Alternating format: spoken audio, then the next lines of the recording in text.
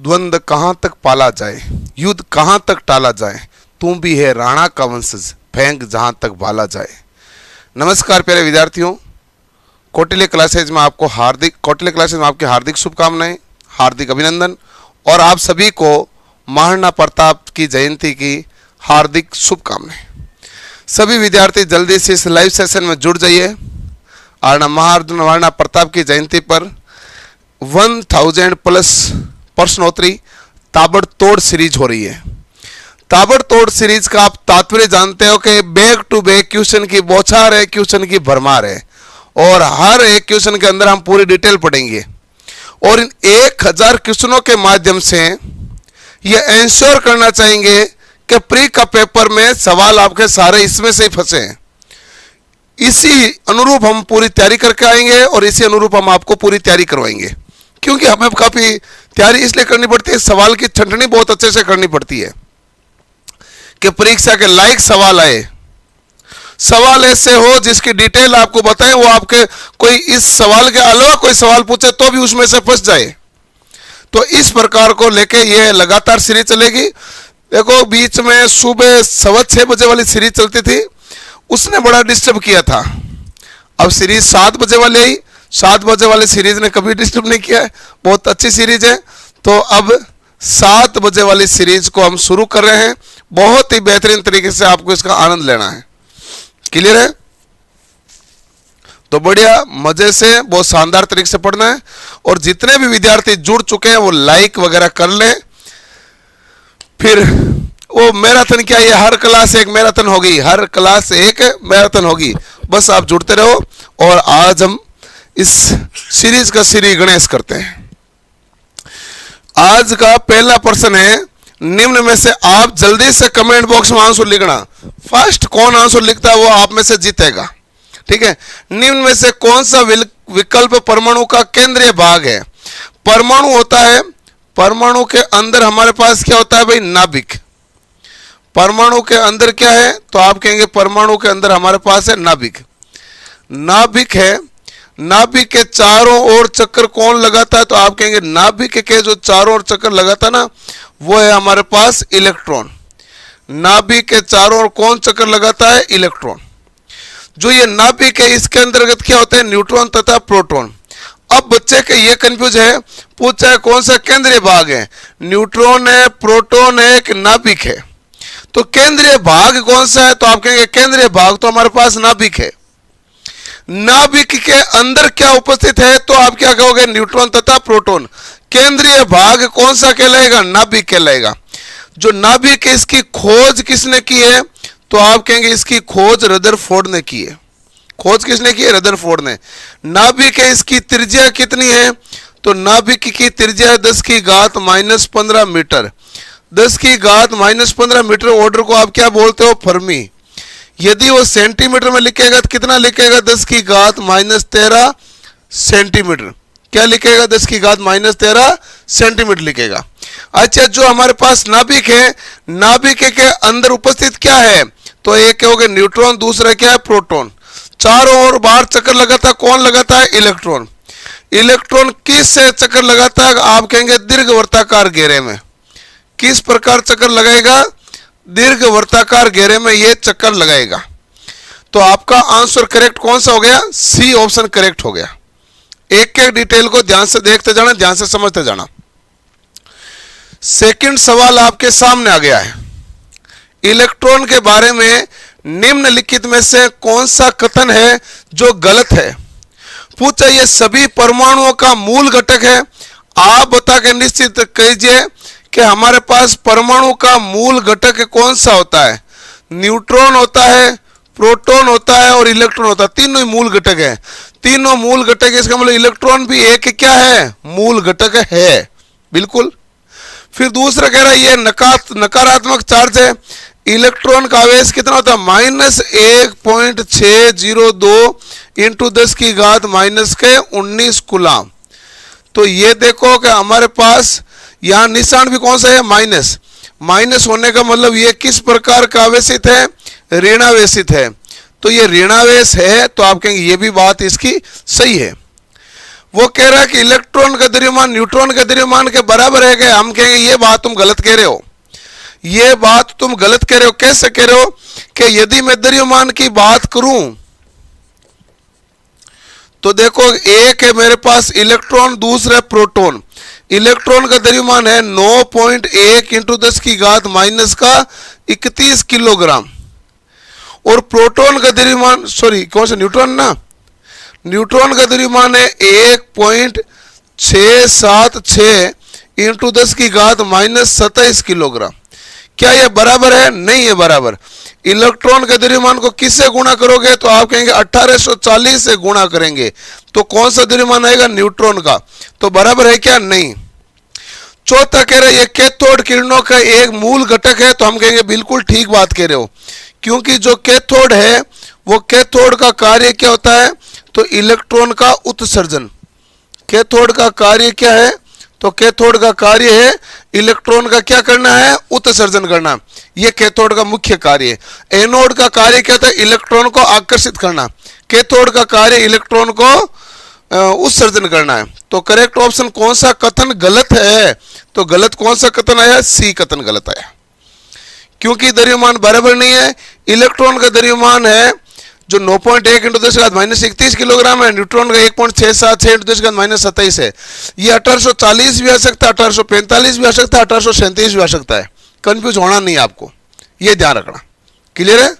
चलो अगला हमारे पास सवाल है 3 नंबर क्वेश्चन। परमाणु में इलेक्ट्रॉन तथा प्रोटॉन की संख्या कितनी होती है? ये आपसे क्या पूछ रहा है कि परमाणु में इलेक्ट्रॉन तथा प्रोटॉन की संख्या क्या होती है।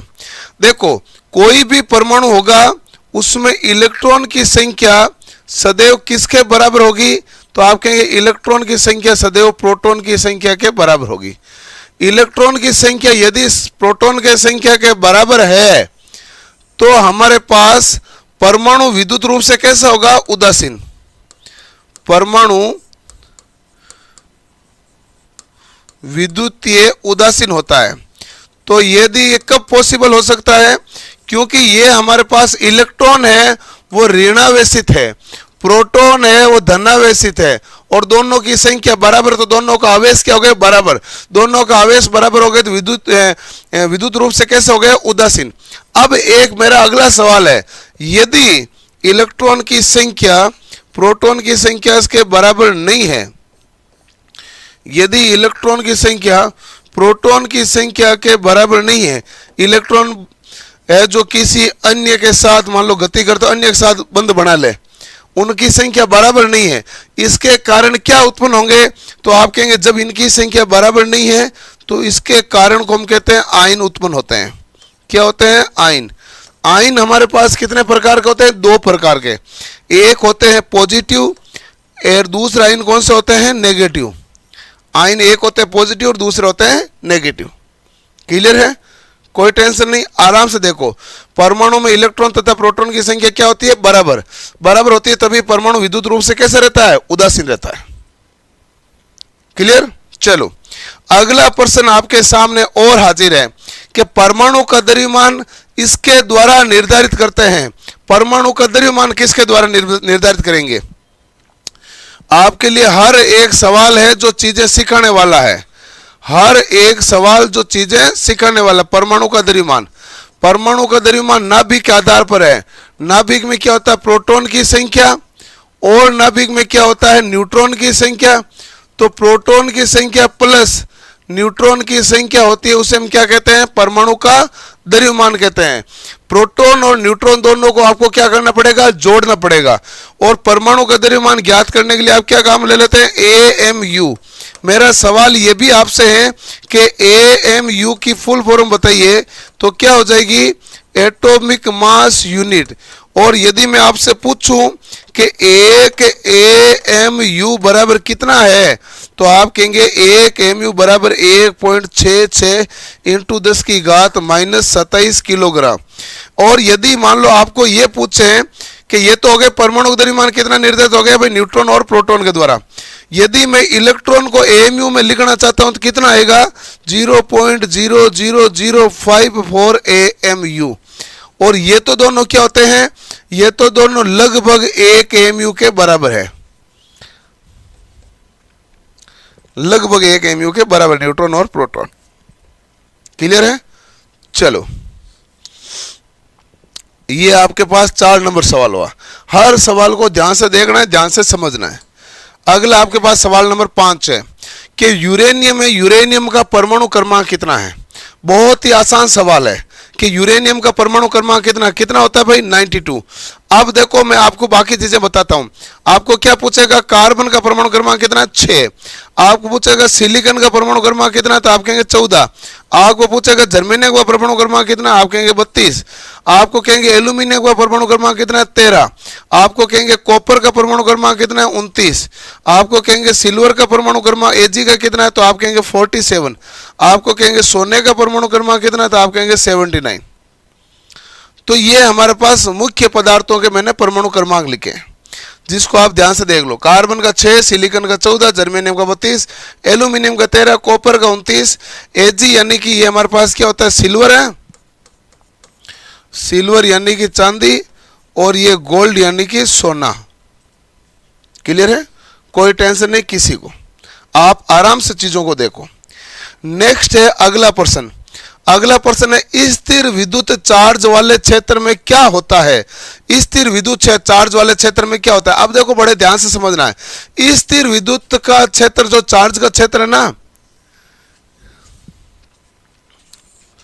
इसको आप किस नाम से जानेंगे, स्थैतिक विद्युत क्षेत्र कहेंगे, स्थैतिक विद्युत क्षेत्र कहेंगे। स्थैतिक विद्युत क्षेत्र में क्या होगा भाई, केवल प्रभाव का अनुभव होता है, केवल प्रभाव का अनुभव। जैसे आप सोफे से उठे और दरवाजे को टच किए तो हल्का सा झटका आया, तो केवल प्रभाव का अनुभव हुआ है। अब यहां पर धारा का प्रवाह तो हो नहीं रहा, आप इसे बल्ब तो जला नहीं सकते ना, तो केवल प्रभाव का अनुभव हुआ। और अनुभव होने का कारण मुख्यतः क्या होता है, तो आप कहेंगे घर्षण। तो घर्षण के कारण केवल हमारे पास विद्युत के प्रभाव का अनुभव होता है, वो विद्युत चार्ज वाला क्षेत्र कहलाता है, जिसे स्थैतिक विद्युत क्षेत्र कहते हैं। स्थैतिक विद्युत क्षेत्र है, तो यहां पर आपके पास दिए गए ऑप्शन में से कौन सा होगा, विद्युत क्षेत्र। और इसी विद्युत क्षेत्र पर 2 नियम कार्य कर गए। एक है कूलाम का नियम, कूलाम का नियम भी स्थिर विद्युत क्षेत्र में लागू होता है। और यदि गॉस का नियम कहें तो गॉस का नियम भी इसी विद्युत क्षेत्र में लागू होता है। कूलाम का नियम और गॉस का नियम, दोनों नियम इसी क्षेत्र में लागू होते हैं। क्लियर है? कोई टेंशन नहीं है, आराम से देखते जाओ, हर एक सवाल को समझते जाओ। आवाज सही नहीं आ रही है, आवाज तो मेरा गला खुद का ही गड़बड़ हो गया भाई। हाँ जी, आवाज तो मेरी खुद की गड़बड़ हो गई, बट ठीक है, आवाज जब तक सही आ रही है आपको समझ में आ रही होगी। आवाज थोड़ी भारी हो गई, बस ये समझ लीजिए गुरुजी की आवाज भारी है। सही हो जाएगी आपके लिए। एक कूलाम किसके बराबर है, आप मुझे ये बताइए, एक कूलाम का मान किसके बराबर है। तो आप जानते ये हैं कि एक इलेक्ट्रॉन बराबर 1.6 इंटू 10 की घात -19 कूलाम होता है। या फिर इसको आप करोगे तो एक कूलाम बराबर क्या होता है, तो एक कूलाम बराबर 1/1.6 इंटू 10 की घात -19 इलेक्ट्रॉन होता है। और इसी को मैं यदि सोल्व करता हूं तो हमारे पास आता है 6.25 इंटू 10 की घात 18 इलेक्ट्रॉन। अब देखो 6.25 कोई सा भी ऑप्शन दिया है क्या, नहीं, सब में 6.29 ही लिखा है, तो लगभग में मान लेंगे 10 की घात 18। कौन सा ऑप्शन करेक्ट होगा, तो आप कहेंगे ए ऑप्शन करेक्ट होगा। तो एक कूलाम में कितने इलेक्ट्रॉन है, 6.25 इंटू 10 की घात 18। अब 6.25 की जगह क्या क्या आया हुआ है, 6.24 भी आया हुआ है, 6.25 भी आया हुआ है, 6.28 भी आया हुआ है, और आज आपने देखा है 6.29 भी दे दिया। वो कोई ये सारे तो ऑप्शन दे नहीं सकते, बाकी होता तो 6.25 है। अब आपको इसको नियर बाई यानी लगभग पास में जो होता है उसको मतलब करेक्ट करना होता है। क्लियर है ना? चलो नेक्स्ट सवाल है हमारे पास, यदि एक कॉपर वायर में 5 एम्पियर की धारा प्रवाहित होती है तो 1 सेकंड में वायर के अनुप्रस्थ काट में कितने इलेक्ट्रॉन गुजरेंगे, इलेक्ट्रॉन की संख्या कितनी होगी गुजरेगी। आप जानते हैं कि Q बराबर क्या होता है, Ne। ये क्या होता है कि इस नियम को कहते हैं क्वांटी करते, इस नियम को क्या कहते हैं, क्वांटी करते। एक होता है Q बराबर IT, इसे कहते हैं विद्युत की मात्रा। आपके पास दो नियम है, ये क्या कहलाता है, विद्युत की मात्रा। दोनों Q बराबर आवेश के बराबर है, तो मैं यहाँ NE बराबर क्या लिख सकता हूँ, IT। यहाँ से हमारे पास N बराबर क्या आ जाएगा, IT बटा E। IT का I का मान कितना है, 5। I का मान देख लो कितना है, तो आप कहेंगे 5 है। समय का मान कितना है, 1 सेकंड।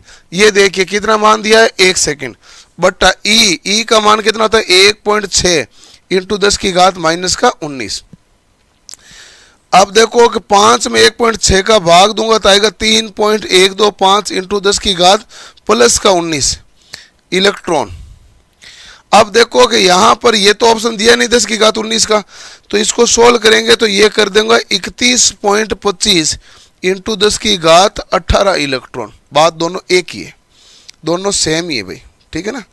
तो 31.25 इंटू 10 की घात 18। करेक्ट ऑप्शन कौन सा आएगा मेरे पास, बी ऑप्शन है जो इसका करेक्ट हो जाएगा। कौन सा ऑप्शन करेक्ट हो जाएगा, बी ऑप्शन है जो करेक्ट हो जाएगा। अगला हमारे पास सवाल है 9 नंबर सवाल, तत्व के सबसे छोटे कण को क्या कहा जाता है। अब आपको पूछा कण, देखो कि कण है, कण का छोटा से छोटा भाग क्या कहलाता है, अणु। अणु तो उसे कहते हैं जो भौतिक तथा रासायनिक दोनों क्रिया में भाग लेता है। भौतिक तथा रासायनिक दोनों क्रियाओं में जो भाग लेता है वो क्या कहलाता है, अणु यानी मॉलिक्यूल। अणु से भी छोटा एक और होता है, उसे हम कहते हैं परमाणु। परमाणु जो होता है ना, वो केवल हमारे पास किस में भाग लेगा, तो आप कहेंगे केवल रासायनिक क्रियाओं में भाग लेगा। वो कौन सा होगा, परमाणु। तो सबसे छोटा कण तो हमारे पास कौन सा हुआ, परमाणु हुआ। अब लेकिन परमाणु के अंदर इलेक्ट्रॉन प्रोटॉन न्यूट्रॉन होता है, तो हमें द्रव्यमान नहीं पूछा, हमें कण का ही पूछा है। तो कण पूछा है तो मैं आंसर क्या करूंगा, परमाणु। यदि पूछे द्रव्यमान में सबसे छोटा कौन सा है, तो ध्यान से देख लेना द्रव्यमान का क्रम। सबसे बड़ा हमारे पास ये दिए गए में से, जैसे मान लो अणु है, तो अणु से बड़ा कौन सा होगा, परमाणु होगा। परमाणु से छोटा क्या होगा, न्यूट्रॉन। न्यूट्रॉन से छोटा क्या होगा, प्रोटॉन। प्रोटॉन से छोटा क्या होगा, इलेक्ट्रॉन। और ये हमारे पास क्रम हो गया। ये किसका क्रम हुआ, ये द्रव्यमान का क्रम हुआ। क्लियर है, ये किसका क्रम हुआ, द्रव्यमान का क्रम हुआ। क्लियर। तो ये हमारे पास है तत्व का सबसे छोटा कण क्या कहलाएगा, तो तत्व का सबसे छोटा कण है जो हमारे पास परमाणु कहलाएगा। नेक्स्ट हम आते हैं, आगे चलते हैं। और परमाणु के अंदर क्या होता है, नाभिक होता है ना भाई, और नाभिक में क्या होता है, प्रोटॉन तथा न्यूट्रॉन उपस्थित होते हैं। बराबर है। चलो आगे देखो, नेक्स्ट अगला सवाल अगला है कि न्यूट्रॉन पर आवेश कैसा होता है। अगला सवाल आपको क्या कह रहा है कि न्यूट्रॉन पर आवेश कैसा है। तो बात करते हैं न्यूट्रॉन की। न्यूट्रॉन की जब बात करना शुरू करेंगे तो सबसे पहले यही देखेंगे कि ये जो न्यूट्रॉन है उसकी खोज किसने की थी। तो न्यूट्रॉन की खोज की थी जेम्स चैडविक ने। न्यूट्रॉन जो है उसकी खोज किसने की है, तो इसकी खोज की है जेम्स चैडविक ने। न्यूट्रॉन हमारे पास धनावेशित है, ऋणावेशित है, आप कहेंगे उदासीन कण है। न्यूट्रॉन क्या है, न्यूट्रल है। उदासीन का दूसरा नाम क्या होता है, आवेशहीन। आवेशहीन का मतलब न इसको पॉजिटिव से लेना देना न इसको नेगेटिव से लेना देना, तो इसका मतलब आवेश इसका क्या रहेगा, शून्य। पॉजिटिव आवेश किसका होता है, धनात्मक। तो आप कहेंगे प्रोटॉन यदि होता तो उसका धनात्मक होता, और इलेक्ट्रॉन यदि होता तो उसका क्या होता, ऋणात्मक होता। अब आपको ये पूछ ले कि इसका द्रव्यमान कितना है, तो वैसे तो मैंने अभी थोड़ी देर पहले भी बताया था, फिर भी बताता तो 1.676 इंटू 10 की घात -27 किलोग्राम। ये इसका क्या हो जाएगा भाई, द्रव्यमान हो जाएगा। बराबर है, कोई टेंशन नहीं। अगला सवाल लीजिए। नेक्स्ट सवाल है 11 नंबर क्वेश्चन। धनात्मक विद्युत से आवेशित होने वाले आयनों को क्या कहते हैं। आयन है हमारे पास, एक धनात्मक विद्युत से आवेशित होंगे, एक ऋणात्मक विद्युत से आवेशित होंगे। क्योंकि आवेश हमारे पास या तो पॉजिटिव है नेगेटिव है, न्यूट्रॉन तो न्यूट्रल है। तो जो हमारे पास धनावेश से आवेशित होंगे उसे कहेंगे धनायन। धनायन का दूसरा नाम क्या होता है, तो ये भी ध्यान देखो, धनायन का दूसरा नाम होता है कैटायन। धनायन का दूसरा नाम क्या होगा? कैटायन। कैटायन किस कारण आएगा? तो कैटायन आएगा धात्विक पदार्थों में। धनावेशित होगा तो उसे कैटायन कहेंगे, धात्विक गुण होंगे। और यदि जो ऋणायन है तो ऋणायन का अन्य किस नाम से जानेंगे? तो आप कहेंगे एनायन। और ये जो एनायन होते हैं अधात्विक पदार्थों में होते हैं। कौन से होते हैं? अधात्विक पदार्थ में। और धात्विक पदार्थ के अंदर क्या होते हैं? तो कैटायन। तो आपके पास ये रही डिटेल। तो धनात्मक विद्युत से आवेशित होने वाले कण धनायन। धनायन का दूसरा नाम क्या होता है? कैटायन। किसके कारण आएगा? धात्विक पदार्थ के कारण आएगा। ऋणायन है, जो ऋणायन को हम दूसरे नाम से क्या जानेंगे? एनायन। और ये अधात्विक पदार्थ के कारण आएगा। क्लियर है? आवाज गूंज रही है? हाँ, मेरे ये गले से निकलती है तो भी गूंजती हुई निकल रही है, मुझे यही लग रहा है। आ तो रही ना बराबर भाई? चलो ओके। अब है हमारे पास, अगर प्लस का 2 कूलम और माइनस का 5 कूलम चार्ज वाले दो चार्ज के पिंडों को संपर्क में लाया जाता है तो कुल चार्ज कितना होगा? संपर्क में लाने पर कुल चार्ज कितना होगा? QT। QT बराबर होगा Q1 प्लस Q2। ये हमारे पास क्या कहता है कि आवेश एक किस प्रकार की राशि है? तो आप कहेंगे आवेश एक हमारे पास जो राशि होती है वो योज्य राशि है। आवेश किस प्रकार की राशि है? तो आवेश जो हमारे पास राशि है वो किस प्रकार की है भाई? तो आवेश एक योज्य राशि है। QT बराबर Q1 प्लस Q2। Q1 का मान कितना होता है भाई? प्लस का 2 कूलम। और Q2 का मान कितना होता है? माइनस का 5 कूलम। और प्लस का 2 और माइनस का 5 यदि जोड़ा तो हमारे पास कितना आएगा? माइनस का 3 कूलम। जोड़ोगे तो कितना आएगा? माइनस का 3 कूलम। माइनस का 3 कूलम कौन सा करेक्ट है? D option. और ये क्या कहता है? आवेश एक कौन सी राशि है? आवेश एक योज्य राशि है। आवेश एक कौन सी राशि है? योज्य राशि है। अगला प्रश्न आपके सामने प्रकट है। स्थैतिक बिजली का उत्पादन किस कारण से होता है? स्थैतिक बिजली का उत्पादन किस कारण से होगा? स्थैतिक का होगा घर्षण से। घर्षण से हमारे पास क्या बनेगा? स्थिर वैद्युतिक है। स्थिर वैद्युतिक किस कारण से हुआ भाई? घर्षण के कारण। और इसकी व्याख्या किसने की थी? वोल्टा नामक वैज्ञानिक ने। वोल्टा ने कब की थी? 600 ईसा पूर्व। 600 ईसा पूर्व। और इस वोल्टा ने आपने देखा था केरवा नामक पदार्थ से रेशम को रगड़ा तो कुछ छोटे छोटे कण उस पदार्थ की तरफ क्या हुआ? आकर्षित। तो ये स्थिर वैद्युतिक की व्याख्या हुई थी। प्रकाश और जो उष्मा उत्पन्न हो रही ना, ये गतिक वैद्युतिक है भाई। ये कौन सी वैद्युत है? गतिक वैद्युतिक है। और इस सॉरी ये वोल्टा कहाँ था? ये थेल्स था ना, ये थेल्स था। अभी बच्चे लिखेंगे सर गड़बड़ हो गए, गड़बड़ हो गए, गड़बड़ हो गए, गड़बड़ हो गए। ले लिया, ये आया वोल्टा ने। ये क्या कर दिया? वोल्टा ने कर दिया। ठीक है ना भाई? चलो। और वोल्टा ने किसकी खोज की थी? रासायनिक सेल की। रासायनिक सेल किसने खोजा था? तो आप कहेंगे वोल्टा ना वैज्ञानिक। चुंबकत्व का कौन सा आएगा? तो आप कहेंगे भाई जो हमारे पास आवेश उत्पन्न करने की प्रेरण विधि है, आवेश उत्पन्न। आवेश उत्पन्न यहां पर किस विधि से हो रहा है? प्रेरण विधि से। क्लियर? विष्णु कह रहा है ना संघर्ष तकलीफ, ना संघर्ष ना तकलीफ तो क्या मजा है जीने में। बड़े बड़े तूफान थम जाते जब आग लगी हो सीने में। वाह जी वाह, बहुत जबरदस्त है। चलो हो गया भाई। आपको किसी भी प्रकार देखो सवाल को आराम से समझते चलो तो कोई दिक्कत है ही नहीं। 1 इलेक्ट्रॉन वोल्ट किसके बराबर होता है? आपको क्या पूछा है? Electron volt. देखो विभव की इकाई क्या होती है? तो आप कहेंगे विभव की इकाई जो है ना, विभव की इकाई होती है वोल्ट। विभव की इकाई क्या होती है? वोल्ट। और यदि ऊर्जा की इकाई पूछें तो ऊर्जा की इकाई क्या होगी? तो आप कहेंगे ऊर्जा की इकाई होती है इलेक्ट्रॉन वोल्ट। यदि चालक के अंदर यदि ऊर्जा का पूछेगा तो आप कहेंगे लगभग 0 इलेक्ट्रॉन वोल्ट। और अर्धचालक में यदि पूछेंगे तो आप कहेंगे कि लगभग 1 इलेक्ट्रॉन वोल्ट। कुछ सिलिकॉन की ज़्यादा होती है, जर्मेनियम की कम होती है। और यदि कुचालक में पूछेंगे तो आप कहेंगे 5 इलेक्ट्रॉन वोल्ट से अधिक। 5 इलेक्ट्रॉन वोल्ट से अधिक ये ऊर्जा अंतराल है। और ये सारा का सारा क्या है भाई? तो आप कहेंगे ये सारा का सारा ऊर्जा अंतराल है। ठीक है। अब ये पूछा 1 इलेक्ट्रॉन वोल्ट बराबर क्या होता है, 1.602 इंटू 10 की घात माइनस 19 जूल। 1.602 इंटू 10 की घात माइनस 19 जूल। अब एक KWH होता है, वो भी ऊर्जा की इकाई होती है, KWH। अब देखो K छोटा, W बड़ा, H छोटा। KWH बराबर क्या होता, तो आप कहेंगे 3.6 गुणा 10 की घात 6 जूल या 36 गुणा 10 की घात 5 जूल। बात एक ही है। तो ये होता है ऊर्जा की इकाई। आराम से आपको समझ में आ रहा होगा। अगला क्वेश्चन नंबर है 15। देखिए ध्यान से, विद्युत आवेशों के बीच बल हेतु कूलाम का नियम किसके सर्वाधिक समान है। आपको किसका नियम बताया जा रहा है भाई, कूलाम का नियम। कूलाम का नियम जो है ना, वो हमारे पास किसके समान होता है, तो गुरुत्वाकर्षण की तरह,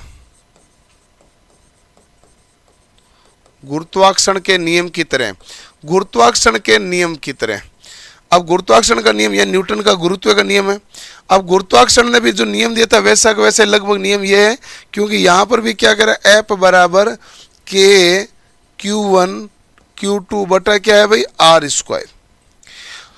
और ये कौन से क्षेत्र में कार्य करेगा, तो आप कहेंगे स्थिर वैद्युतिक क्षेत्र में कार्य करेगा। कौन से क्षेत्र में कार्य करेगा ये, तो ये हमारे पास स्थिर वैद्युतिक क्षेत्र में कार्य करेगा, न्यूटन का गुरुत्व का नियम। अगला प्रश्न हमारे पास आता है नेक्स्ट 16 नंबर क्वेश्चन।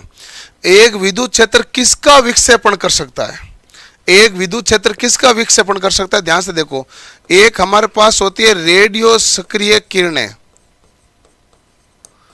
रेडियो सक्रिय किरणें। रेडियो सक्रिय किरणें हमारे पास कौन सी होती है, तो आप कहेंगे अल्फा, बीटा और गामा। ये जो किरणें हैं वो हमारे पास किस प्रकार की होती है, रेडियो सक्रिय किरणें होते हैं।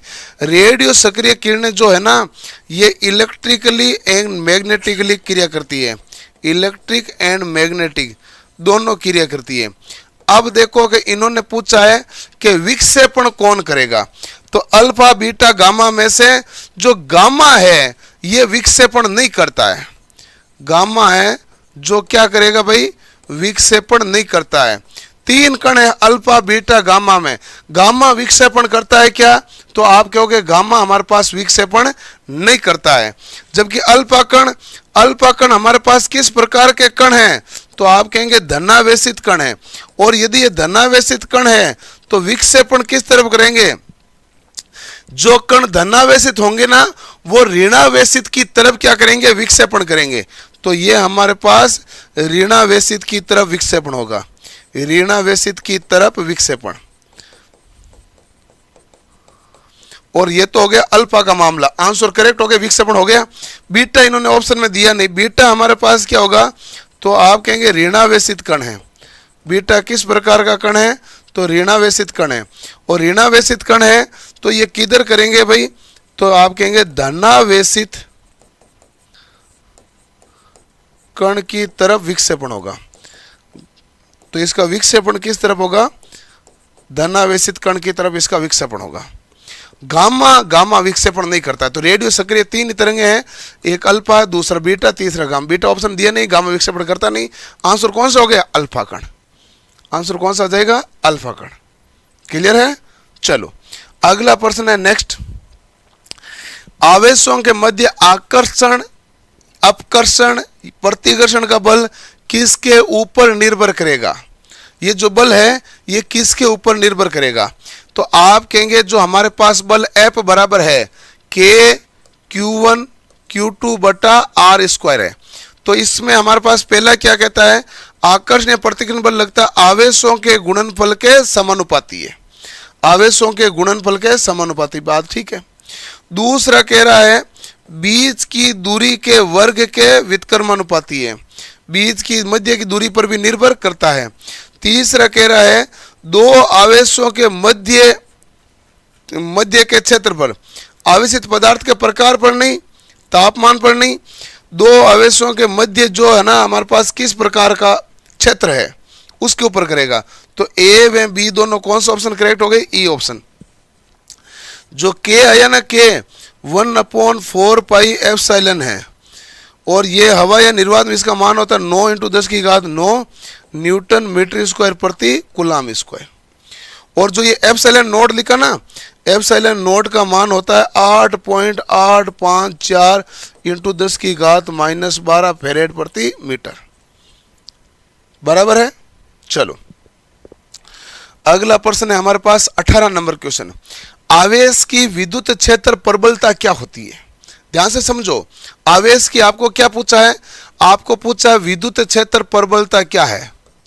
विद्युत क्षेत्र प्रबलता, यहां आप कह देंगे इलेक्ट्रिक फील्ड इंटेंसिटी भी हो गई आपके लिए। ये एक किस प्रकार की राशि है? तो आप कहेंगे सदिश राशि है। इस राशि का प्रतीक मतलब इसका प्रतीक क्या होगा? ई होगा। इसका मात्रक हमारे पास क्या है?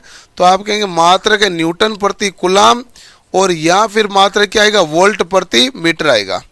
तीसरा आएगा कि हमारे पास ई बराबर क्या होता है? F/Q, यानी इकाई आवेश में लगने वाला बल। या आप क्या कहेंगे? E बराबर KQ/R²। KQ/ क्या होगा? R²। दूरी के साथ बढ़ेगी? नहीं, दूरी बढ़ेगी तो ये क्या होगा? घटेगा। तो पहला गलत। घन है, घाती नहीं, क्या गलत? घन के साथ बढ़ती है, घाती नहीं। दूरी के वर्ग के साथ घटती है। यदि दूरी बढ़ती है तो ये घटता है, और घात कितनी है? 2, तो वर्ग हो गए ना। तो आंसर कौन सा करेक्ट हुआ? तो आप कहेंगे डी आंसर हमारे पास इसमें जबरदस्त है और करेक्ट है। जबरदस्त और करेक्ट कौन सा ऑप्शन है? डी ऑप्शन करेक्ट है। अगला सवाल आपके सामने रहा, बिजली की गति क्या है? बड़ा आसान सवाल होता है, कोई टिपिकल सवाल है नहीं। बिजली की गति, बिजली की गति बहुत अधिक है। आप जानते हैं प्रकाश वेग के समान है। किसके समान है? प्रकाश वेग। प्रकाश का वेग कितना होता है? 3 × 10⁸ मीटर प्रति सेकंड। अब देखो, सॉरी 3 × 10⁸ है। अब ये एक है ना, सॉरी अब आपको इसमें ये तो होगा नहीं, ये होगा नहीं, इन दो के अंदर कंफ्यूजन है, अभी आप देखना। और ये जो 3 × 10⁸ मीटर प्रति सेकंड सबसे अधिक होती है, इससे ज्यादा होती नहीं है। और या फिर आप इसको कह सकते हैं 1,86,000 मील प्रति सेकंड। तो इनमें ये नहीं करना चाहिए भाई, ये करना चाहिए। यदि कहीं मैंने ये करा दिया तो काट देना ना। 3.8 नहीं हो सकता ना, होना कितना चाहिए? 2.8 होना चाहिए। 3.8 नहीं होना चाहिए, क्योंकि 3 × 10⁸ से ज्यादा तो होती नहीं, तो होना 2.8 चाहिए। डी करो, बी मत करो भाई, डी करो। होती कितनी है? 2.99 × 10⁸। 3 ही पूरी होती नहीं, 2.99 है। क्लियर है? तो 2.8 है। अगला सवाल है 20 नंबर क्वेश्चन। बिजली के कारण होने वाली दुर्घटना के मामले में कार्रवाई सबसे पहले क्या करनी चाहिए? बिजली स्रोत से व्यक्ति को अलग करें, बात तो सही है, सबसे पहला काम ये करें। अब अलग करने के लिए क्या करेंगे? तो आप इसको अलग करने के लिए पहले यदि मेन स्विच है तो मेन स्विच को क्या करोगे? ऑफ करेंगे। मेन स्विच नहीं है तो आप यदि मान लो चटाई पर है तो चटाई को खींचेंगे। चटाई पर नहीं है तो कुचालक से धक्का देंगे। कुचालक से धक्का, कैसे भी करके उसको अलग करना है। क्रम तो यही रखते हैं ना भाई। तो ये हो गया पहला। चोटों, अरे निशान बच गया तो चोट वोट सब घाव वाव भर लेंगे। आवश्यक दवा बाद में लगाएंगे, पता चलेगा चोट कौन सी लगी है। पुनः होश में लाने के लिए हृदय फुसफुसीय चिकित्सा, बड़ी शानदार चिकित्सा है। क्या होती है हृदय फुसफुसीय चिकित्सा? इसको कहते हैं CPR। ये क्या कहलाती है? इस टेक्निक को कहते हैं फुसफुसीय को क्या कहते हैं? इंग्लिश में कहते हैं CPR। तो फुफ्फुसीय टेक्निक है, हृदय फुफ्फुसीय चिकित्सा कौन सी है? CPR। CPR की फुल फॉर्म बताइए भाई, CPR की फुल फॉर्म बताइए क्या होती है? तो कार्डियो, यानी हृदय के बारे में बात हुई। पल्मोनरी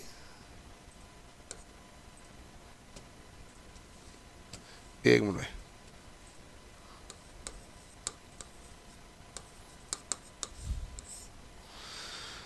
रेसिस्टेंस, रेसिस्टेशन, ये हमारे पास क्या होती है? CPR होती है। क्लियर है? कार्डियोपल्मोनरी रेसिस्टेंस होती है, वो हमारे पास सीपीआर होती है। अब देखो कि यहाँ पर एक है ना मेन स्विच को ऑफ करो ना, तो एक बात ध्यान रखें, जो सप्लाई आ रही है, सप्लाई किससे आती है? फेज से। स्विच किसके साथ जुड़े होने चाहिए? फेज के साथ। और फ्यूज भी किसके साथ जुड़े होने चाहिए? फेज के साथ। ये आवश्यक चीजें ध्यान रखना। स्विच और फ्यूज दोनों किसके साथ जुड़े होने चाहिए? तो आप कहेंगे दोनों हमारे पास फेज के साथ जुड़े होने चाहिए। बताइए भाई, विद्युत सुरक्षा के नियम के संदर्भ में कौन सा कथन गलत है? इसके बारे में देखिए। विद्युत सुरक्षा के नियम में परिपथ स्विच बंद करने के बाद ही फ्यूज को बदलें। परिपथ के स्विच को बंद करने के बाद ही। तो आपको ये तो बात ठीक है ना, गलत क्या हुआ? ये क्या ढूंढवा रहा है मुझे? गलत क्या? गलत ढूंढो। ये तो सही है। ये कह रहा है पहले मेन स्विच ऑफ कर लो, कर लिया, अब उसको बदल दो। किसको? फ्यूज को। ठीक बात कह रहे हो। समस्या निवारण के दौरान अनावर चाल को स्पर्श करें। ये देखो, ये मरवा के छोड़ेगा। ये क्या कह रहा है कि जब आप प्रॉब्लम वहां सोल्व करने जाओ ना, जो नंगा तार है अनावर्त चालक, उसको जाके पकड़ लो जाते ही। कुछ सोचो मत, बाद में वो घर वाले सोचेंगे। तो गलत कौन सा है? बी ऑप्शन गलत है। विद्युत परिपथों पर काम करते समय लकड़ी या पीवीसी विद्युरोधी हस्त पेचकस का प्रयोग करें। बात तो सही है, कुचालक पेचकस रहना चाहिए। खंभों या उच्च उत्कर्ष बिंदुओं पर काम करते समय सुरक्षा बेल्ट लगाना चाहिए। बाय द वे गिर गए तो सुरक्षा बेल्ट की सहायता से बच जाएंगे, बचना जरूरी है। ये नियम हमारे पास कौन सा नियम कहलाते हैं? सुरक्षा नियम। सुरक्षा नियम किसके लिए दिए गए हैं? कर्मचारियों के लिए। कौन से रूल कहलाते हैं? IE rule. आईई की फुल फॉर्म क्या होती है? Indian electricity.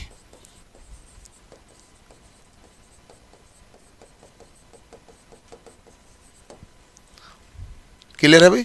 चलो अगला है सवाल। नेक्स्ट सवाल ध्यान से देखो। चित्र में दिखाई गई चेतावनी चिन्ह की पहचान करें।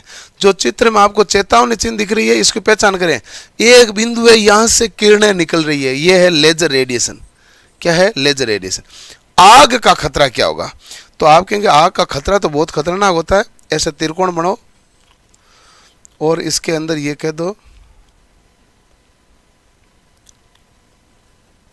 ये आग लगी हुई है। तो ये है खतरे की सामान्य चेतावनी क्या होती है? ये लो, ये खतरे की सामान्य।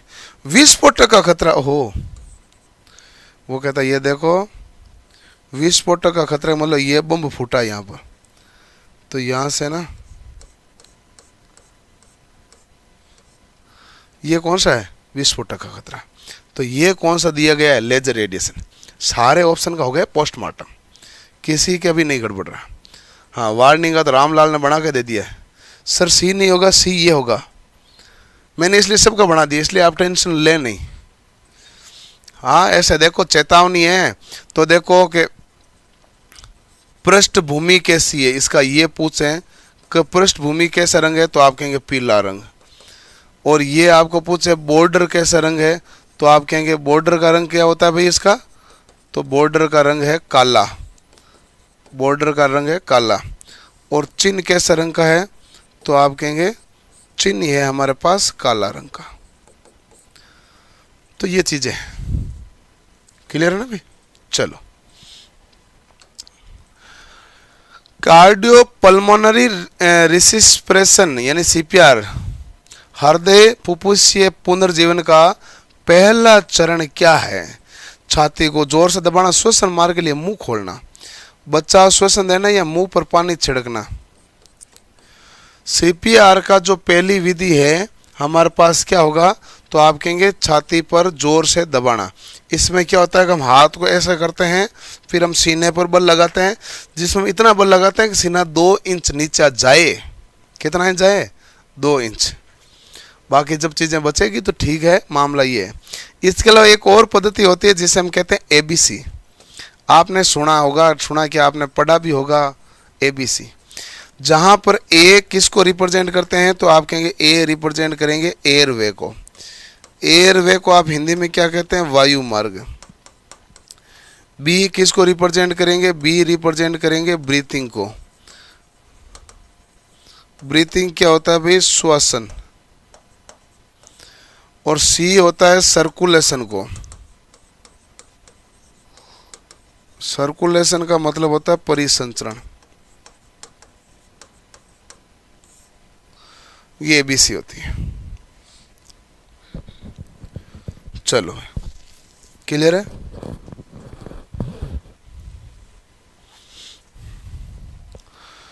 अगला देखो ना, क्या प्रभाव होता है यदि व्यक्ति को 20 मिली एम्पियर धारा का झटका लगता है। यानी 20 मिली एम्पियर की धारा का जो झटका लगेगा तो उस प्रभाव को हम क्या कहेंगे? 1 मिली एम्पियर तक उसको पता ही नहीं चलेगा। 5 मिली एम्पियर तक वो क्या रहेगा? सुरक्षित। 20 मिली एम्पियर पर दर्दनाक झटका लगेगा। दर्दनाक झटके से क्या होगा? मांसपेशियों में सिकुड़न है।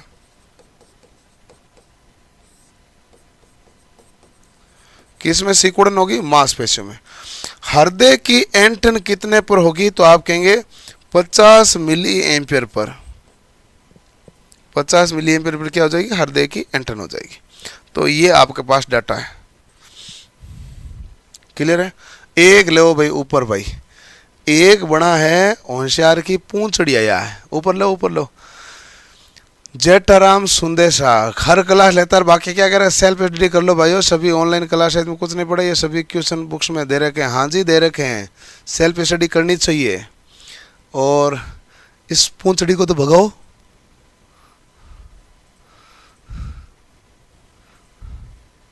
है ना? ये सारे सवाल दे रखे हैं, सारे सवाल मैंने करवा रखे हैं। तो बेटे जिन्होंने कर लिया वो बहुत बढ़िया बात है, लेकिन ध्यान रखें, जितने भी बच्चे वो सुन लें।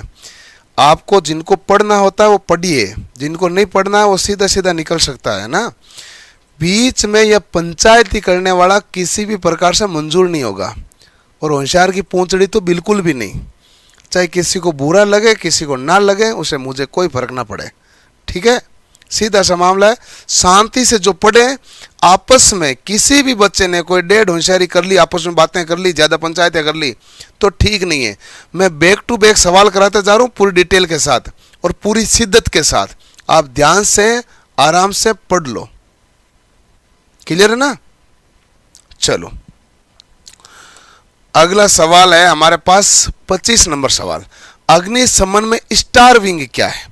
अग्निशमन देखो, आग है। आग लगने का कारण क्या क्या है?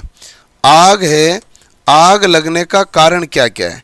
आग लगने का कारण जो है, एक तो आप कहोगे हमारे पास उष्मा होगी तो आग लगेगी, एक ईंधन होगा तो आग लगेगी, एक ऑक्सीजन होगा तो आग लगेगी। बिना ऑक्सीजन आग नहीं होगी नहीं। ऑक्सीजन। तो आग लगने के कारण क्या है? ऑक्सीजन, उष्मा और ईंधन, तीनों है। उष्मा को यदि आप बुझाकर आग को बंद करोगे, आग को खत्म करोगे, तो उस विधि को कहेंगे कूलिंग। पानी डालोगे तो आप खत्म हो जाएगा। ईंधन को खत्म करके यदि आग बुझोगे, इसे कहेंगे स्टारविंग। स्टारविंग का मतलब होता है भूखे मारना। क्या होता है कि कई बार गांव में बाढ़ में आग लग जाती है ना, तो कुछ दूरी पर जाके गांव वाले लोग उस बाढ़ को काट देते हैं। आग वहां आगे आएगी तो आगे जलने के लिए ईंधन नहीं मिलेगा, तो भूखे मरेगी, बुझ जाएगी। तो यह है भूखे मारना, स्टारविंग। कूलिंग का मतलब होता है शीतलन। और ऑक्सीजन नहीं मिले तो ऑक्सीजन नहीं मिले तो इसे कहते हैं स्मूथरिंग। स्मूथरिंग का मतलब होता है दम घुटना। ऑक्सीजन नहीं मिलता तो क्या होता है? दम घुटना। तो ऑक्सीजन नहीं होगी तो भी आग क्या होगी? खत्म। तो अग्निशमन स्टारविंग विधि क्या है? तो आग में ईंधन के तत्व को हटाना क्या कहलाएगा? तो यह हमारा अवकाश कहलाएगा स्टारविंग विधि है। ठीक है? ओके। स्मूथरिंग होगी ऑक्सीजन के लिए। स्मूथरिंग, सर्विंग क्या होती है? स्मूथरिंग होगी भाई। चलो, अगला सवाल है हमारे पास 26 नंबर क्वेश्चन। वर्ग ए एक्सटिंग्विशर यानी अग्निशामक की क्या भूमिका है? आप देखते हो कि हमारे पास अग्निशामक है जो class A, class B, class C, class D में बांटा हुआ है। जो क्लास ए है या वर्ग ए है वो किस प्रकार से वर्गीकृत है, इसको आप ध्यान से बताइए सारी चीजों को। जो हमारे पास क्लास ए होती है वो होता है ठोस ज्वलनशील,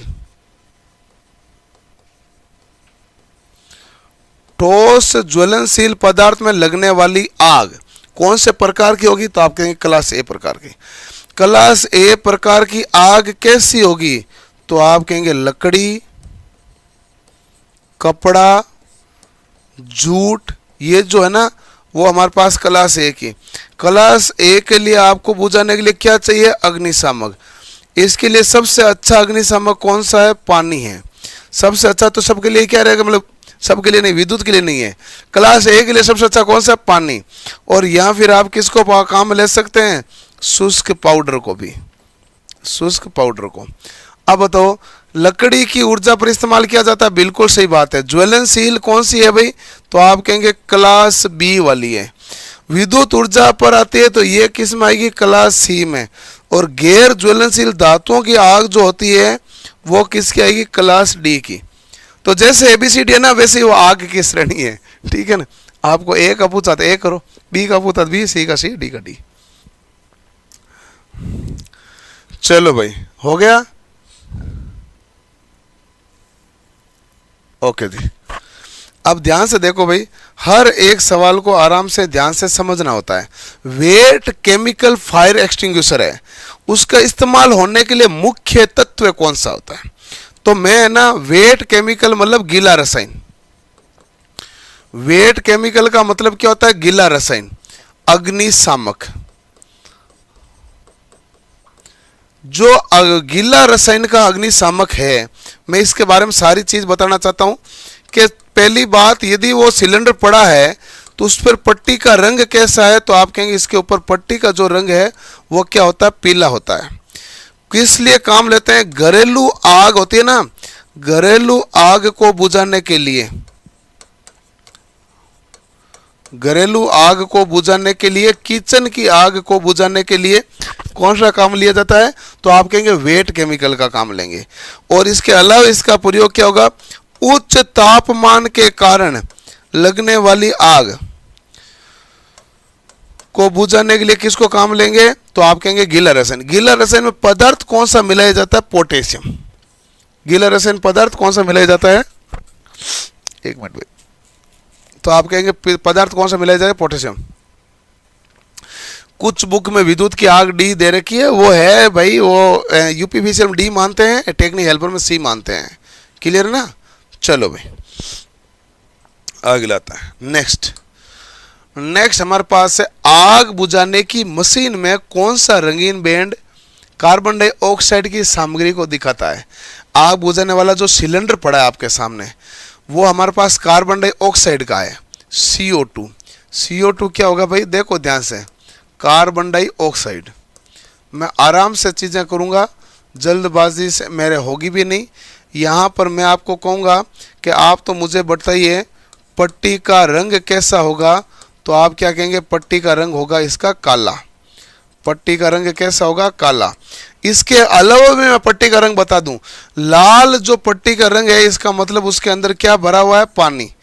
नीला पट्टी का रंग है इसका मतलब उसके अंदर है DCP यानी ड्राई केमिकल पाउडर कह दो या शुष्क चूर्ण कह दो या पाउडर कह दो, बात एक ही है। काला आपके पास कौन सा हो गया, तो आप कहेंगे CO2 के लिए हमारे पास कौन सा होता है, काला। ये जो CO2 है ना, ये कौन सी आग को बुझाने के लिए है, क्लास बी वे विद्युत आग। जो विद्युत की आग और क्लास बी की आग को बुझाने के लिए किसको प्रयोग करोगे, CO2 की। विद्युत की आग जो होगी उच्च व निम्न सभी विभव को, उच्च व निम्न सभी वोल्टेज पर यह काम करेगी भाई। उच्च और निम्न सभी वोल्टेज पर यह काम करेगी। तो ये हमारे पास कौन सी है, तो CO2 है। CO2 का जो पट्टी का रंग कैसा होता है, काला। नीला होगा तो कौन सा होगा, शुष्क चूर्ण। लाल होगा तो कौन सा होगा, पानी। और हमारे पास ये CO2 क्या करेगा, क्लास बी और विद्युत की आग को बुझाने के लिए काम लेते हैं। उच्च व निम्न सभी वोल्टेज पर इसको लागू किया जाता है। क्लियर है। चलो अगला है सवाल 29 नंबर, 5S में प्रयुक्त होने वाला सिस्टम क्या है? 5S कॉन्सेप्ट आप जानते होंगे। 5S कॉन्सेप्ट काम क्या होता है भाई? उत्पादन कार्यों में, सुरक्षा कार्यों में, हाउस कीपिंग संबंधी कार्यों में, इलेक्ट्रिक या विद्युत उत्पादन में। दो चीजें तो नहीं है। 5S कॉन्सेप्ट क्यों बनाया गया? जल्दी से बताइए भाई, अरे बता दो। RSCTC के बारे में बता देंगे भाई, CTC के बारे में बता देंगे, ठीक है ना। 5S कॉन्सेप्ट में पूरा ही बताऊं। 5S कॉन्सेप्ट पहला है हमारे पास, फर्स्ट सेट इन, नहीं सॉरी, सॉर्ट इन। सॉर्ट इन का मतलब होता है छंटनी। दूसरा है set in order. Set in order का मतलब है क्रम में व्यवस्थित करना है आपको। इसको किस में व्यवस्थित करोगे? सेट इन ऑर्डर, क्रम में व्यवस्थित। तीसरा आपका है हमारे पास साइन, चमकाना। चौथा है स्टैंडर्डाइजेशन।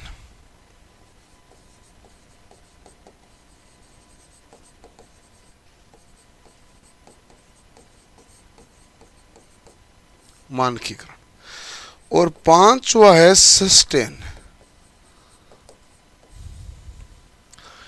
सॉर्ट इन यानी छंटनी करना, सेट इन ऑर्डर क्रम व्यवस्थित, साइन यानी चमकाना, स्टैंडर्डाइजेशन यानी मानकीकरण, और पांचवा कौन सा है? सस्टेन। सस्टेन यानी कायम रखना, बनाए रखना। चलो ठीक है, तो किससे संबंधित है भाई? बी ऑप्शन, ठीक है। क्या हो गया भाई, आपस में कौन बातें कर रहे हैं और इतनी क्यों बातें हो रही है? क्लियर? चलो भाई, अगला सवाल है। तो बेटे इस टॉपिक पे आ जाओ, जो इधर उधर भटक रहे हो ना, इस टॉपिक पे आ जाओ। थोड़ी देर में ही भटकने लग जाते हो। पहला, ओसा का पूर्ण रूप क्या है? Occupational safety and health administration. तो कौन सा ऑप्शन करेक्ट है? तो आप कहेंगे पहला ही ऑप्शन करेक्ट है। एक आपके सामने आता है नेमा। नेमा की फुल फॉर्म बताइए भाई, किसकी फुल फॉर्म बतानी है? तो आप कहेंगे नेमा की फुल फॉर्म बताइए। National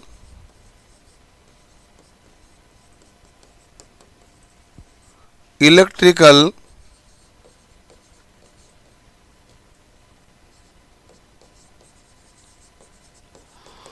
manufacturing association. ये हमारे पास कौन सी आती है? नेमा। एक होता है BIS, bureau of Indian standard. एक है ISO,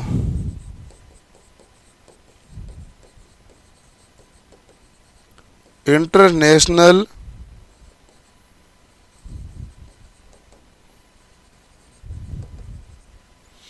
ऑर्गेनाइजेशन फॉर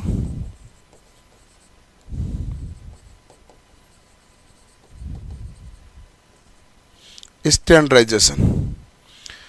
तो ये लो फुल फॉर्म सबकी। क्लियर? चलो अगला सवाल है हमारे पास 31 नंबर सवाल।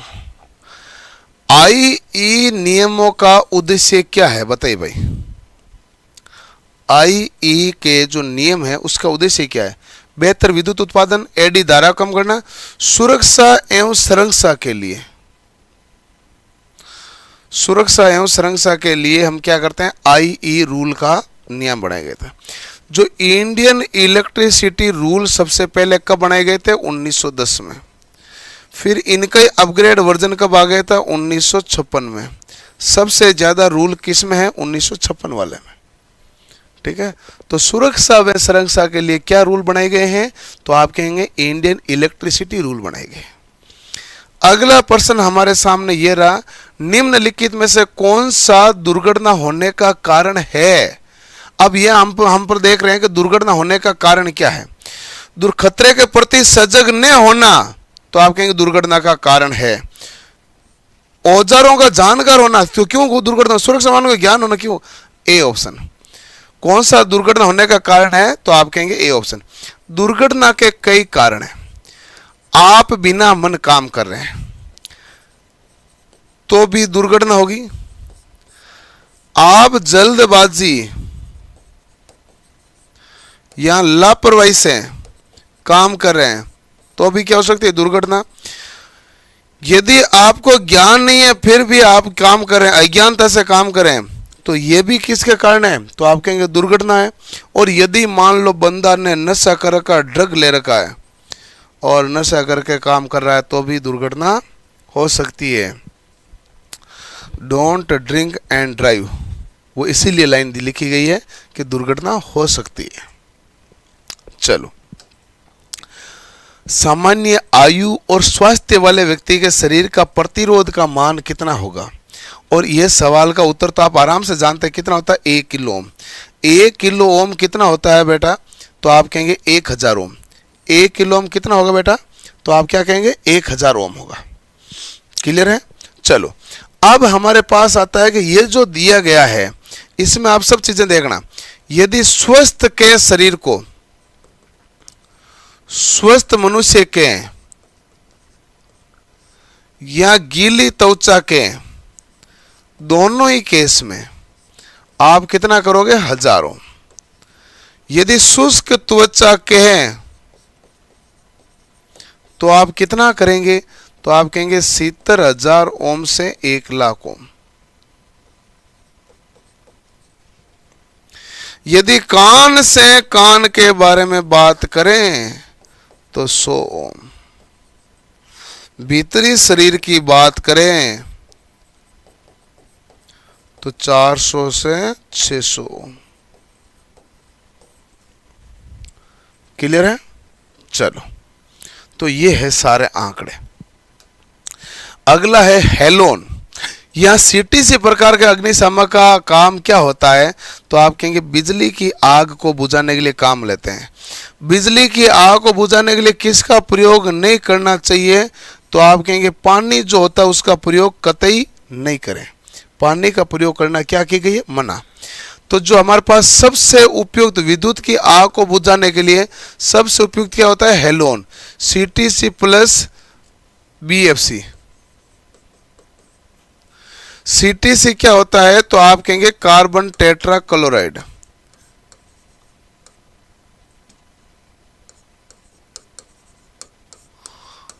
कार्बन टेट्रा क्लोराइड, इसका रासायनिक सूत्र क्या होता है, CCl4। और हेलोन क्या होता है, विद्युत अग्निशामक सबसे उपयुक्त है।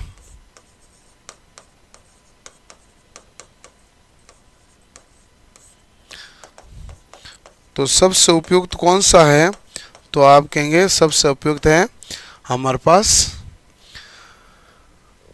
हेलन। ठीक है।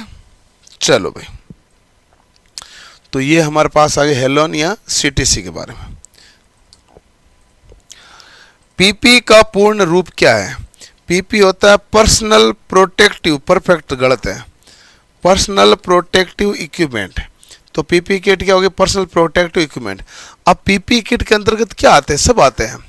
जैसे आप मास्क पहनते हैं ना, ये भी आता है। फेस के ऊपर शील्ड लगाते हैं, फेस शील्ड भी आती है। पूरी ड्रेस पहनते हैं ना, गाउन, वो भी आता है, एप्रिन सहित। हेड कवर भी होता है, शू कवर भी होता है, ग्लव्स भी होता है और चश्मा भी होता है।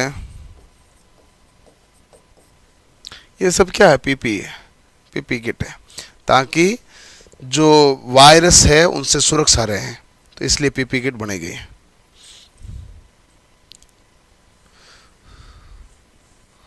चलो ठीक है ना भाई, ओके। Personal protective equipment.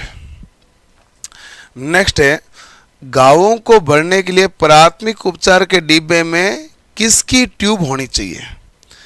घावों को भरने के लिए प्राथमिक उपचार के डिब्बे में किसकी ट्यूब होनी चाहिए? तो देखो कि हमारे पास ये हो गया first aid box, first aid है ना। फर्स्ट एड में फेयर एंड लवली कौन रखता है? फेयर एंड लवली तो वैसे लड़कियां लगाती है, हमारे स्टाफ में फेयर एंड हैंडसम लगाते हैं। तो रात को सोते समय, सुबह उठते समय, पता नहीं क्या। और मैं तो एक मजे की बात है कि जीवन में पहला ऐसा बंदा देखा जो रात को सोते समय स्प्रे, मतलब स्प्रे लगा के सोता, बॉडी स्प्रे, और फिर वो नींद लेगा। वाह, मैं उसके नाम का खुलासा करूंगा। जो ऑफलाइन वाले बच्चे तो जानते हैं, जोधपुर ऑफलाइन का स्टाफ है, अब ढूंढो तुम, है ना, काम दे दिया आपको एक नया। चलो फर्स्ट एड, फर्स्ट एड में क्या क्या होता है? तो एक तो होगा एंटीसेप्टिक क्रीम,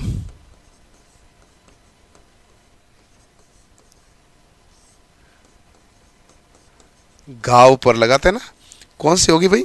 एंटीसेप्टिक क्रीम, जिससे पट्टी नहीं करनी पड़े, सीधे क्रीम से काम चल जाए। एक होती है बैंडेज, हल्की सी कहीं से खून आ रहा है, बैंडेज चिपका दो। एक इसी प्रकार का हमारे पास होता है, जैसे मान लो पेन किलर,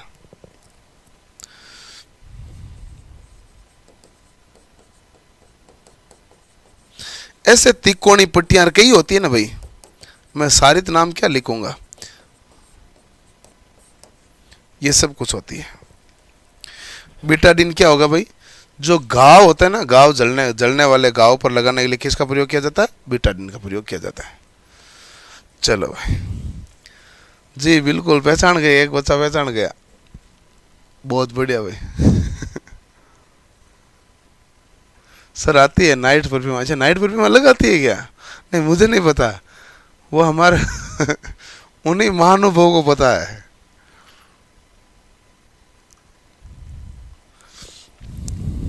चलो भाई, हाँ जी, अब आ जाओ, आगे पॉइंटों पे आ जाओ, क्योंकि परीक्षा वालों को सवाल करना है ना भाई। बेजार ने अपनी बोतल पे आया हुआ है।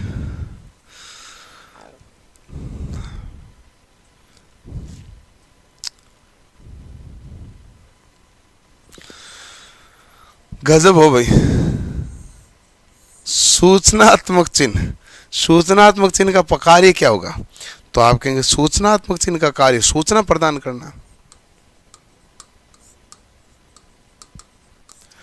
आकृति कैसी होगी? वर्गाकार। वर्गाकार होगी। पृष्ठभूमि कैसी होगी? हरी। पृष्ठभूमि रंग क्या होगा? हरा। चिन्ह कैसा रंग होगा? सफेद। पीने का ठंडा पानी, ऐसे। वर्ताकार निषेधात्मक। त्रिभुजाकार क्या होती है? चेतावनी की। और वर्गाकार एक और किसकी होती है? आवश्यक चिन्ह की भी क्या होती है? वर्गाकार ही होती है।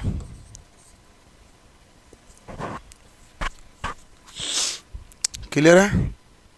ठीक है।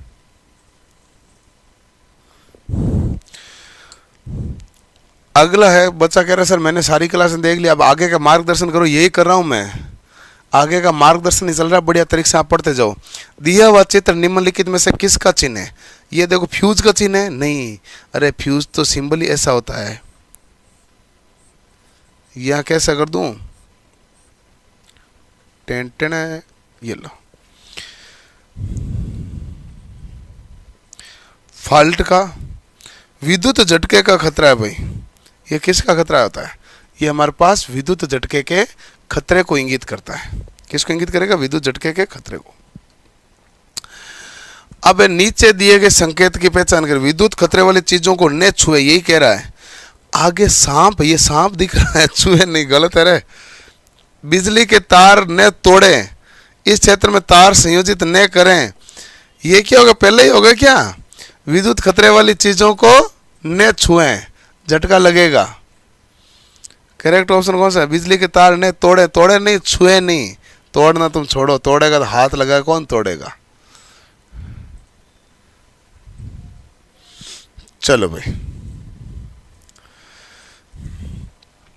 अगला, हाँ कैप्सूल नहीं चला रहे हैं, अब इंजेक्शन लगा रहे हैं सीधा ही, ठीक है ना।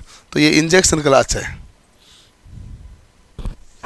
ओके, निम्नलिखित उपकरण या यंत्र की पहचान करें। ओहो हो सुरेश इनाना, सर जी मैं आपका 5 बार नाम लेकर सोता हूँ। वाह जितेंद्र जी, तू सुरेश किताब पढ़ाई करो ना, क्यों इतना नाम नाम आम क्या है। बढ़िया मेहनत करो, बढ़िया रिजल्ट आना चाहिए। देखो आप ये कौन क्या है, तो आप कहेंगे ये है प्लायर। अब देखो मैं भाई बातें थोड़ा नहीं कर पाऊंगा, सवाल कराने आप ही जानते हैं। प्लायर, अभी सारे ऑप्शन प्लायर ने प्लास के। ये देखो फ्लैट है कि नहीं है, चपटा। क्या हाँ जी, तो ये कौन सा नोज प्लेयर होगा? Flat knows. राउंड नोज तब कब होता है? जब ये हमारे पास किस प्रकार का नोज होता है? यह राउंड होता है, तो राउंड नोज आप करते हैं। बहुउद्देश्य का मतलब होता है संयुक्त प्लायर, जो सारे काम कर देती है। पाइप पकड़ना, कोई चपटी चीज को पकड़ना, काटना, मरोड़ना, ऐंठना, वो बहुउद्देश्य प्लास। विकर्ण यानी विकर्ण कर्तन का मतलब होता है डायगोनल। डायगोनल का मतलब है काटना, काटने ली जाने प्लास। और ये फ्लैट नोज है, तो नोज कैसे फ्लैट है, चपटी है। तो चित्र को देख पहचानना। बताइए पेच गेज क्या मापता है? ये कौन है पेच गेज? पेच गेज को आप पेच गेज, इसका दूसरा नाम मैं क्या कह दूं? इंग्लिश में बोलूं तो थोड़ा सा हो जाएगा स्क्रू गेज, है ना। स्क्रू गेज किसको कहा गया है? माइक्रोमीटर को। अच्छा यही है क्या? ये है तो हम सब जानते हैं। माइक्रोमीटर का क्या पूछा गया? अल्पतमांक। अल्पतमांक किसे कहते हैं? मापी जाने वाली सबसे छोटी इकाई।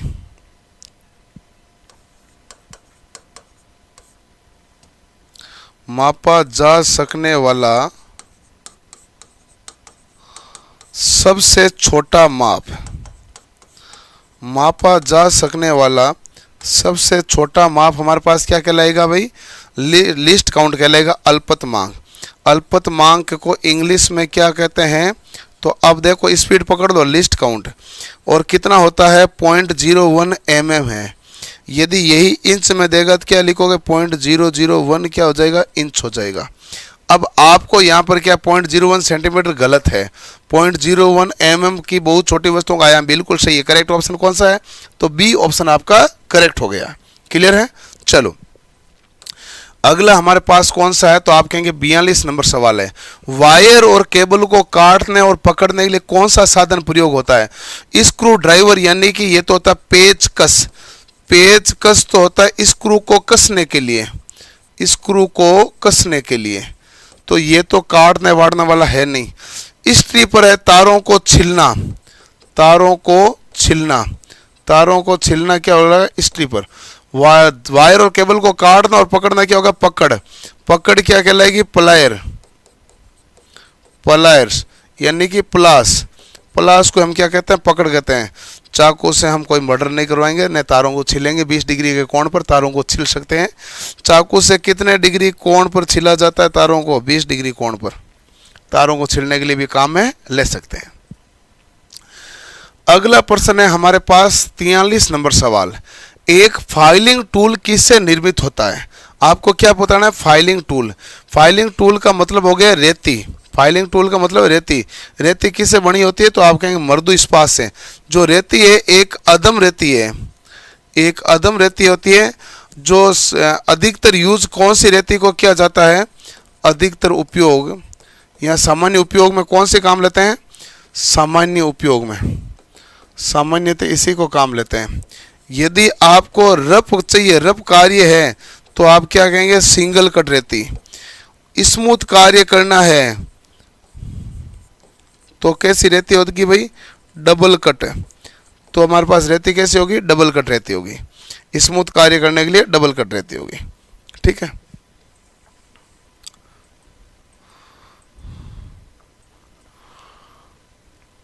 ओहो, मेरी सुनो एक बार। ओहो, कृष्णा कृष्णा मीना भाई, बहुत बहुत धन्यवाद।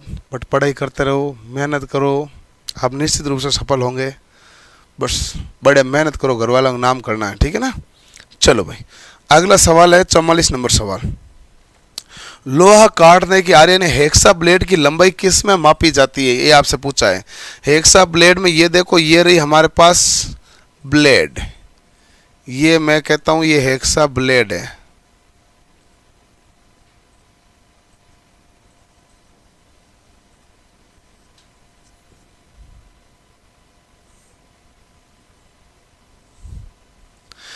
ये हेक्सा ब्लेड की लंबाई किस में मापी जाती है?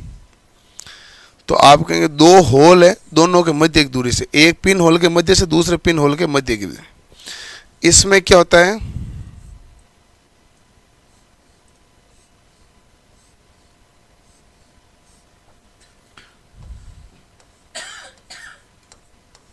ये क्या कहलाता है, पिच। दो कर्मागत दांतों के बीच की दूरी।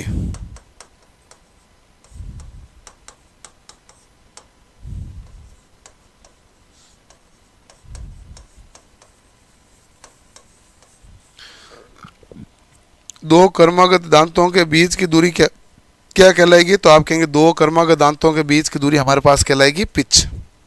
ठीक है, हो गया भाई पिच का मामला। और ये दांते किधर होते हैं? तो आप कहेंगे आगे की तरफ।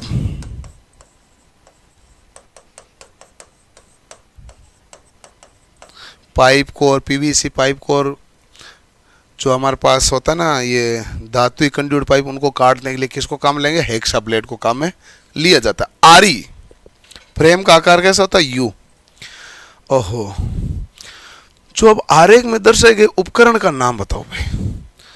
स्प्लिट वे, तार gauge, hole split, round gauge. तो आप क्या कहेंगे? तार गेज। जो हमारे पास वायर गेज है वो कितने प्रकार के हैं? देखो ध्यान से, हमारे पास है वायर गेज। वायर गेज दो प्रकार के हैं, एक है SWG और दूसरा है AWG। SWG कहलाता है स्टैंडर्ड वायर गेज। देख लो क्या कहलाएगा भाई? Standard wire gauge. ये जो है ना SWG है, ये किस में परिवर्तित होता है? mm में। SWG का मान यदि आप ज्यादा रखेंगे तो व्यास जो है वो किस में मापा जाता है? mm में। ये क्या होगा? कम होगा।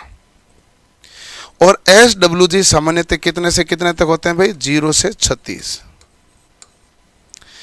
AWG की फुल फॉर्म क्या होगी भाई? American wire gauge.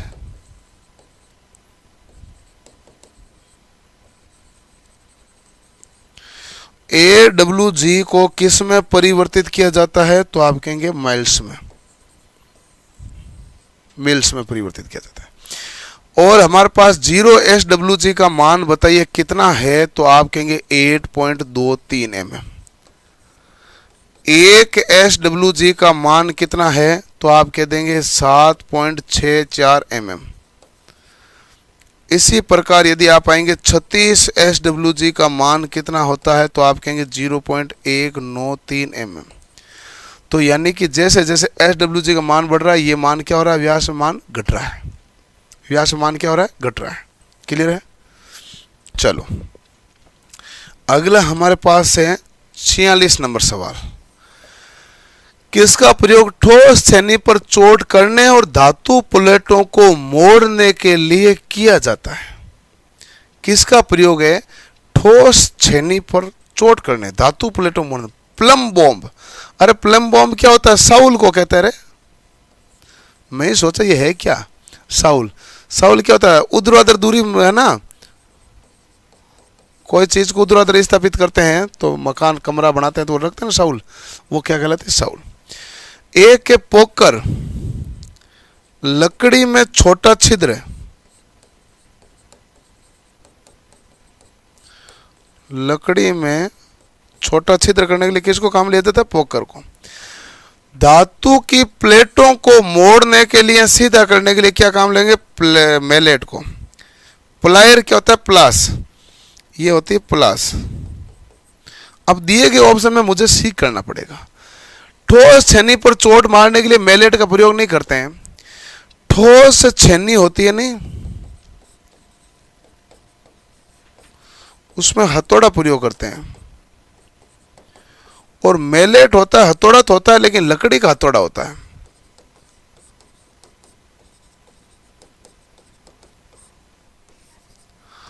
इसका कार्य तो धात्विक चादरों को मोड़ना है, चादरों को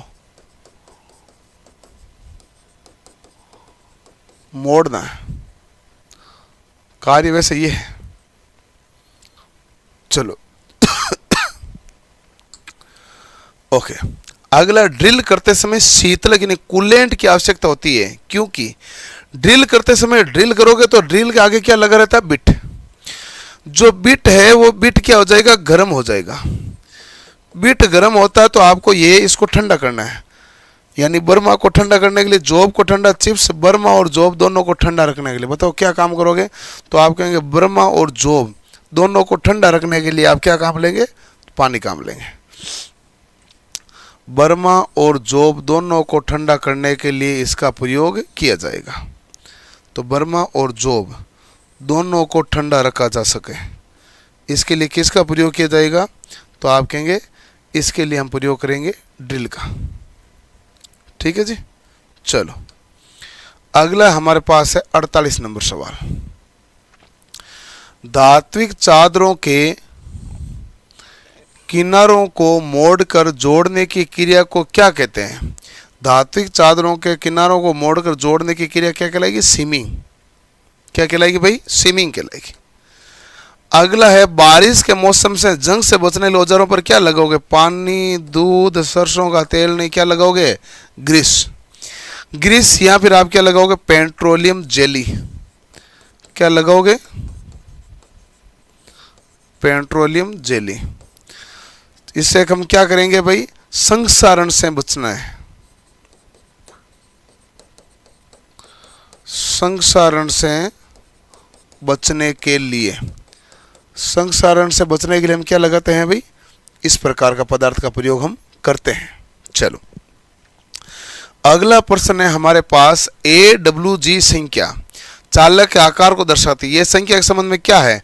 AWG हो चाहे SWG हो, AWG बढ़ेगा तो हमारे पास चालक आकार यानी व्यास क्या होगा? तो व्यास घटेगा। और AWG यदि मान लो घटेगा तो व्यास क्या होगा? बढ़ेगा। ये घटेगा तो व्यास बढ़ेगा, उल्टा होता है ना भाई। छोटी संख्या छोटा व्यास गलत, बड़ी संख्या बड़ा व्यास गलत। छोटी संख्या आयतन के साथ संबंध नहीं है, जितनी छोटी संख्या उतना बड़ा व्यास, जितनी छोटी संख्या उतना बड़ा व्यास। कौन सा ऑप्शन करेक्ट हो गया भाई? आप कहोगे डी ऑप्शन आपका करेक्ट हो गया। अगला सवाल है हमारे पास 51 नंबर क्वेश्चन। 3 SWG के व्यास का तुल्यांकी मान कितना है? बहुत अच्छा सवाल है। 0 SWG का मान कितना होता है? तो आप कहेंगे 8.23 mm। कितना होता है? 8.23 mm। ये जो 7.62 दिख रहा ना, ये कितना SWG है? 1 SWG है। यदि आपको 2 SWG का मान चाहिए तो 2 SWG का मान कितना है? तो 7.01 mm। ये कितने SWG का मान है? तो आप 6.4008 है। ये 3 SWG का मान है। इसी प्रकार आगे जाओगे तो ये 4 SWG का मान हो जाएगा, और इसी प्रकार आपको क्रम से आगे बढ़ते हुए जाओगे तो आपके आगे वैल्यू, आगे से आगे वैल्यू चलती जाएगी। 3.67 ये शायद तक 9 SWG का मान है। क्लियर? चलो भाई अगला सवाल नंबर है हमारे पास 52 नंबर क्वेश्चन। प्रकार यानी कैलीपर के अंदर माप स्थानांतरित करने के लिए किसका उपकरण किया जाता है? कैलीपर क्या होता है कि कैलीपर हमारे पास इस प्रकार डिवाइडर होता है ना, जैसे होता है कैलीपर। अब देखो कि यहाँ पर इसको कैलीपर से मापते समय पहले ना कोई चीज़ राशि को मापोगे। जैसे मान लो ये है, ये मेरे पास मोबाइल है, इसको ये मापना है कि इसकी मोटाई कितनी बाहरी, तो कैलीपर आया, जो भीतरी साइड मुड़ा हुआ कैलीपर आई, यहाँ पर मापा, माप के ये जो माप ले जाएगा इस स्केल के ऊपर रखेगा, तो यहाँ से माप आएगा। कैलिपर सेकेंडरी मापक यंत्र है ना, सेकेंडरी है, तो इसको मापने के लिए क्या चाहिए? इस्पात मापी। इस्पात मापी यानी कि स्केल। स्केल क्यों चाहिए? क्योंकि कैलिपर हमारे पास क्या है? तो आप कहेंगे द्वितीयक मापक यंत्र है। क्या है?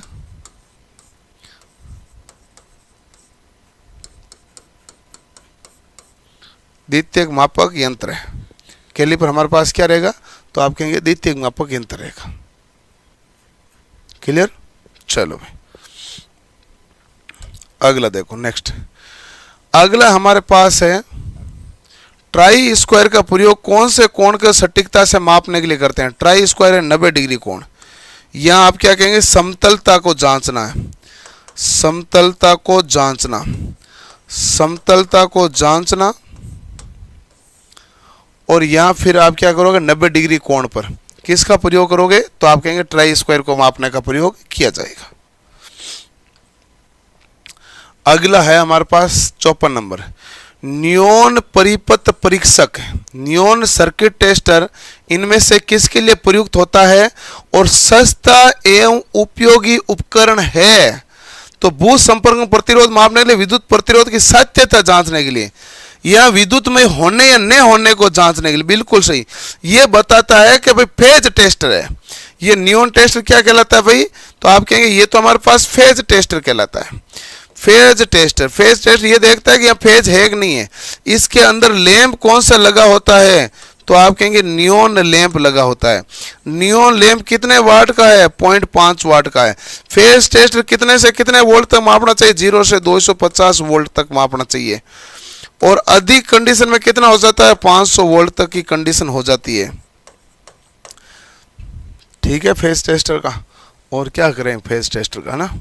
अगला सवाल लो, नीचे किस प्रकार का उपकरण दिया गया है? तार विलगक, रेजर, नोज प्लायर, आरी।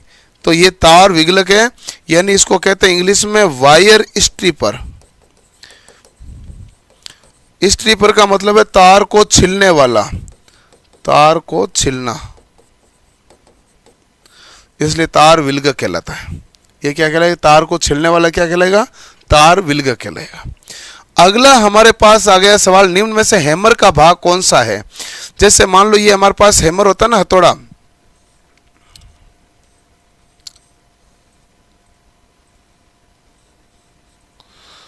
इस प्रकार का भाग रह जाता है।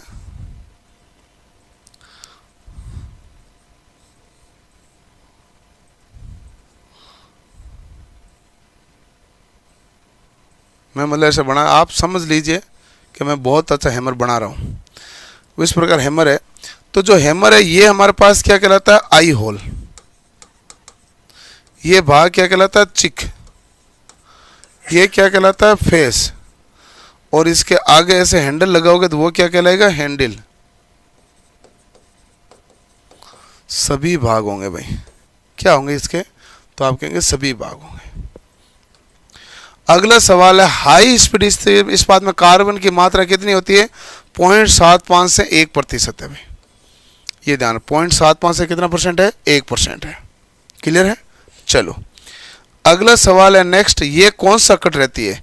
तो आप कहेंगे डबल कट रहती है। देखो एक तो आपके पास ऐसा कट चल रहा है, दूसरा कट कैसा चल रहा है भाई? ऐसा। तो ये रहती हमारे पास कौन सी है? डबल कट रहती। डबल कट रहती। डबल कट रहती में एक तरफ तो कोण होता है 50 डिग्री से 60 डिग्री और दूसरी तरफ कोण कितना डिग्री का होता है? 70 डिग्री का। तो ये हमारे पास कौन सी रहती कहलाती है? Double cut. रास्प कट रहती किससे कहेंगे? तो आप कहेंगे ऐसा रहती है, इस प्रकार का भाग है ना, ऐसे कट। अनवांछित भाग को हटाने वाली पदार्थ को क्या कहते हैं? औजार को रेती कहते हैं। उसको हम क्या कहेंगे? रेती कहेंगे। अगला सवाल बताइए, पोकर का प्रयोग निम्नलिखित में से किसके लिए करते हैं? सवाल सिंपल ना, बोल्ट को कसना है तो नहीं करेंगे ना। लकड़ी के स्क्रू लगाने, पायलट छिद्र करने के लिए, हाँ लकड़ी का स्क्रू लगाने के लिए छिद्र, लकड़ी में छिद्र करेंगे, बोल्ट को ढीला नहीं। कंड्यूड वायर को काटने के लिए नहीं, लकड़ी का स्क्रू लगाने के लिए। कंड्यूड वायर का या पाइप को काटने के लिए आपको किसका प्रयोग करोगे? हेक्सा का। बोल्ट को ढीला करने के लिए आप किसका लोगे भाई? तो आप स्पिनर का प्रयोग करो। चलो, माइक्रोमीटर स्क्रू गेज की रीडिंग दी गई, उसमें माप क्या है। अब देखो ध्यान से, मैं 2 सवाल दूंगा आपको। मेरा एक तो पहला सवाल ये है,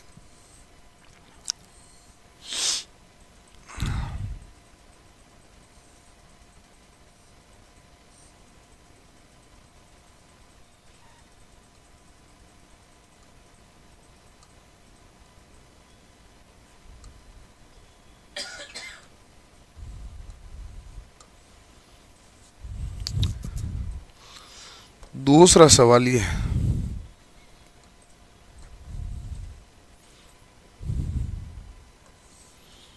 आप मुझे बताइए इसमें पहले का उत्तर क्या है, दूसरे का उत्तर क्या है। मुझे दोनों के उत्तर चाहिए।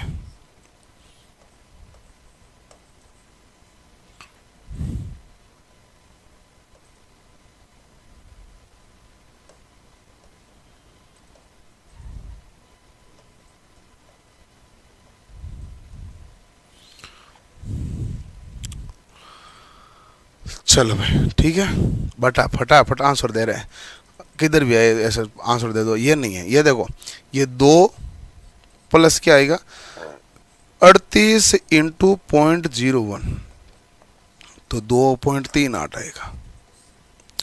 इसका 2 प्लस, ये देखो नीचे वाली लाइन है, ये नीचे वाली लाइन है ना, 2 का आगे इसमें है नहीं, इसमें है तो आप क्या जोड़ोगे 0.5, प्लस क्या आएगा 38 इंटू 0.01, ये 2.88 है।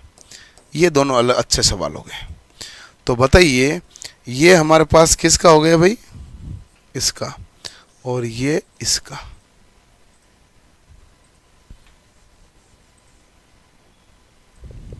क्लियर। पानी दे दो ना यार।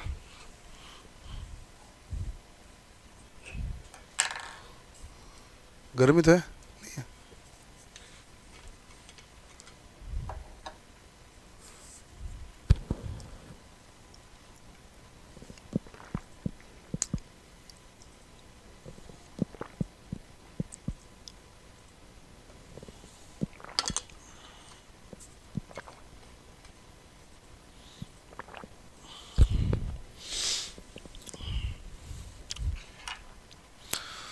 बच्चा कह रहा है सर जॉब क्यों ठंडा करें, जॉब को तो जल्दी काटना है।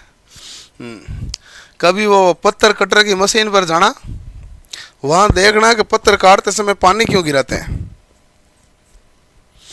ठीक है।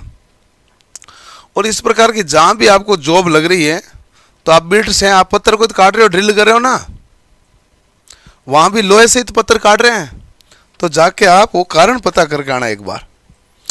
आओ भाई अगला सवाल। तुम थोड़ी देर में क्या है कि मैं पानी पीऊं तब तक तुम इधर उधर उधर उधर हो जाते हैं। चलो इधर आओ सही जगह पे। बताइए कौन सा वोल्टेज का सर्किट है, तो आप कहेंगे डी ऑप्शन वोल्टेज का। बी किसका है, तो बी है लैंप का। ए किसका है, ए कैपेसिटर यानी कि संधारित्र का है। और सी ऑप्शन किसका है, सी ऑप्शन प्रतिरोध का है। इससे ज्यादा पोस्टमार्टम क्या होगा बताओ भाई। क्लियर। चलो अगला आपके पास सवाल है 52 नंबर। ये जो चित्र दिखाई पर किसका प्रतिनिधित्व करता है, ये बेल आइकन का। बजर कैसा होगा, तो आप कहेंगे बजर बाकी तो सब कुछ यही है, इस घंटी को क्या रख दो उल्टा, सॉरी इस घंटी को क्या रख दो उल्टा, ये क्या हो जाए बजर। अब आता है एक हमारे पास माइक्रोफोन।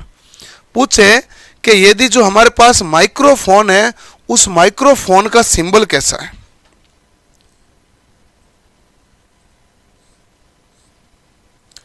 डाइपोल एंटीना, देखो एंटीना तो एक ये भी हो जाता है, एंटीना का ये भी है,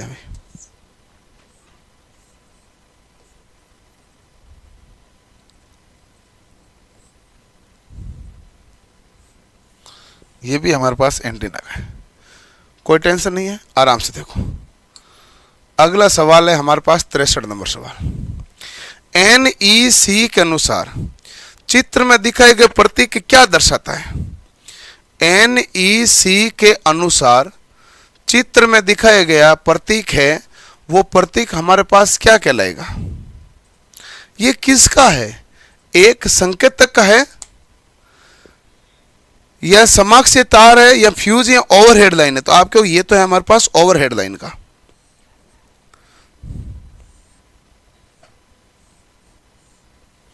ये किसका? फ्यूज का। ये किसका रहेगा? फ्यूज का।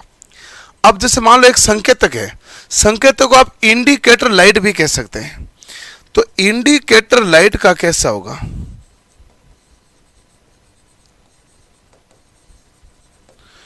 एक संकेतक क्या होगा भाई? एक इंडिकेटर लाइट हो जाएगी। तो ये हमारे पास ऐसा है, गोल सर्कल है, टें टें टें टें टें टें। ये हो गया भाई। एक हमारे पास है समाक्षीय तार, यानी कोएक्सियल केबल। कोएक्सियल केबल का क्या होगा? वो कोएक्सियल केबल कहेगा ये तो ठीक है, साइड में यहां से भी क्या निकले? एक लाइन निकले, ये कोएक्सियल केबल का हो जाएगा। तो ये सब का संकेत बना दिया है ताकि आपको पता चल जाए ये किसका है। तो ये आप कहोगे जो ये हमारे पास संकेतक है ना, ये किसका है? तो ये कहोगे हमारे पास डबल पोल है, सिंगल थ्रू है। डबल पोल है, सिंगल थ्रू है, तो आयरन कवर्ड डबल पोल कह सकते हो, आईसीडीपी। स्टार्टर ये रहा, कौन सा है? Star delta.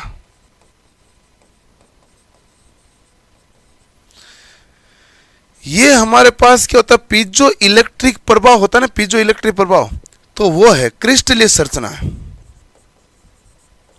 कौन सी है? Piezo electric.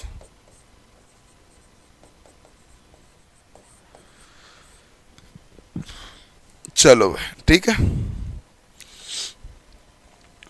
65 नंबर सवाल यहां दिखाए गए विद्युत उपकरणों को पहचाने। जब हमारे पास देखो कि एन पी एन ये है ना, सही है। पी एन पी होता तो क्या होता? तो आप कहेंगे भाई पी एन पी होता ना, तो ये अंदर की तरफ आता। फील्ड इफेक्ट ट्रांजिस्टर में हमारे पास क्या होता? तो आप कहते हैं फील्ड इफेक्ट ट्रांजिस्टर में यदि हमारे पास यदि पी चैनल होता तो ये बनता, सॉरी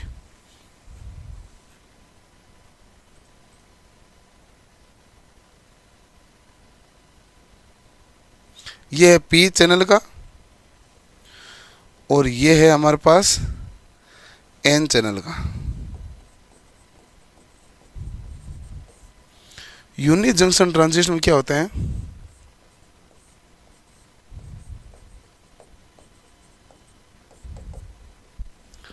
चलो भाई ओके, कोई टेंशन नहीं। अगला देखो, निम्नलिखित प्रतीक की पहचान कीजिए। बताइए भाई इसमें प्रतीक की पहचान क्या है? Laser diode, Schottky diode, PN diode, धारा नियामक डायोड, ये करंट रेगुलेटिंग डायोड आएगा। जो लेजर डायोड है ना, ये देखो कि ऐसा होगा। एलईडी डायोड ऐसा होता है जहां से प्रकाश क्या निकलता है? बाहर। अब इसके एक्स्ट्रा देखो, ये हमारे पास लेजर डायोड है। शॉर्टकी डायोड कैसा होगा?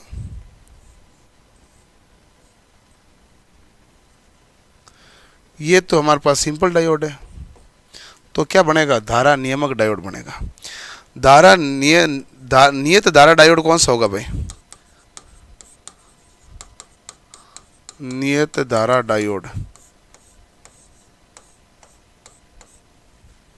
ये हो गया।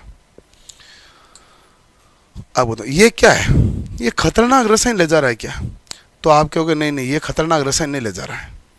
ये हमारे पास खतरनाक रसायन होता ना, तो आप वो चिन्ह देखते जिसमें बंदा मर जाता है और उसकी हड्डियां दिखती है, ऐसे बनाते ना चिन्ह, ये दो अंक है, वो खतरनाक।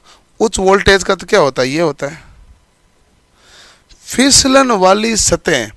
फिसलन वाली सतह तो इससे रिप्रेजेंट होती है भाई।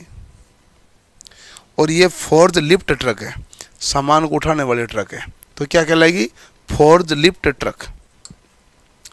ये हमारे पास क्या है? प्रकाश गिरा light dependent register.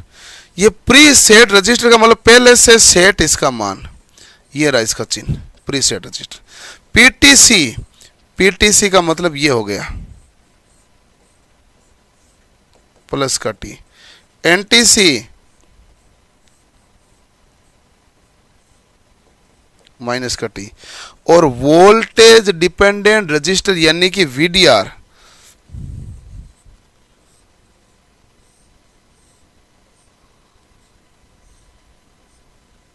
Voltage dependent register कौन सा आ जाएगा हमारे पास? वीडीआर। कोई टेंशन लेने की जरूरत नहीं है, सबका बना दिया। अच्छा वो कहेगा सर वीडीआर का ये क्यों है, वीडीआर का तो ये भी हो सकता है। हाँ जी हो सकता है, ये भी है वो भी है, ठीक है।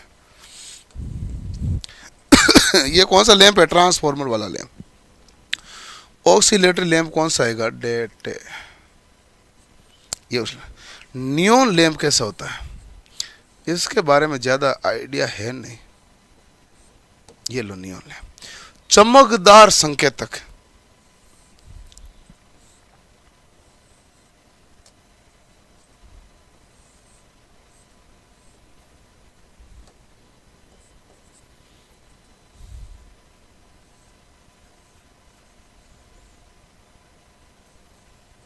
ये लो चमकदार संकेतक। एक है लाइटनिंग प्रोजेक्टर, इसका भाई ये साइज तक चेक कर लेना, बट यही होना चाहिए लाइटनिंग प्रोजेक्टर का, ठीक है जी। चलो अब देखो, सब देख लो ध्यान से। आपके सारे कमेंट पढ़ूंगा, मैं सवाल कब करूंगा, सवाल इतने सारे करा रहा हूँ, और मैं आज आपको 75 सवाल कराऊंगा, तो हर सवाल के चारों ऑप्शन का पूरा पोस्टमार्टम करूँ, आप तो पढ़ते रहो। ये हमारे पास अगला कौन सा लैंप है, तो आप कहेंगे ये रहा हमारे पास। ये कौन सा ब्रेकर है, तो आप कहेंगे ये हमारे पास सर्किट ब्रेकर है। कौन सा, तो 3 फेज है। और ये हमारे पास कौन सा है कि इसमें 2 पोल सिंगल वे है। इसमें पोल कितने हैं, 2 पोल वाला है। जो 3 पोल वाली एमसीबी कौन सी होगी, 3 फेज की एमसीबी, तो हमारे पास कौन सा ऑप्शन आएगा, ए ऑप्शन। 3 फेज इसमें ही है, 3 पोल वाली एमसीबी यानी सर्किट ब्रेकर होगी ना। ये हमारे पास आईसीडीपी वाली है, ये हमारे पास अल्टरनेटर भी कह सकते हैं, एसी को भी कह सकते हैं, और ये हमारे पास फ्यूज है। ये एसी हो गया, ये आईसीडीपी भी हो सकती है, ठीक है। Iron cover double pole. 71 number सवाल, सारी चीजें देख रहे हैं। देखो अब देखो भाई, अब यहां पर आपको पूछा है कि फ्यूज कौन सा है, तो फ्यूज का निशान कौन सा है, सी ऑप्शन। ये किसका निशान हो सकता है, ए ऑप्शन। ये सर्किट ब्रेकर का हो सकता है, और किसी का नहीं हो सकता। वो भी कौन सी टेक्निक से, ANSI से। ANSI सर्किट ब्रेकर यही बनाता है। ये हमारे पास सिंगल पोल डबल थ्रू है।